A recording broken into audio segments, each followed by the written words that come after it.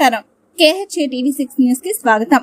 అనంతపురం జిల్లా రాయదుర్గం శాసనసభ్యులు శ్రీ కాల్వ శ్రీనివాసులు గారి ఆధ్వర్యంలో తాలూకా లెవెల్ క్రికెట్ మ్యాచ్లు KCL Kalva Srinivasulu cricket league మ్యాచ్లు ప్రారంభమయ్యాయి. మ్యాచ్లు తాలూకాలోని గల మండలాల్లో ప్రారంభమయ్యాయి. ఒక్కొక్క మండలంలో దాదాపు 40 టీముల వరకు పాల్గొనడం జరిగింది. ఈ టీములలో ఫైనల్ కు చేరుకున్న 3 టీములకు మొదటి బహుమతి, రెండో బహుమతి, మూడో బహుమతిగా నగదు అందజేయడం జరుగుతుంది.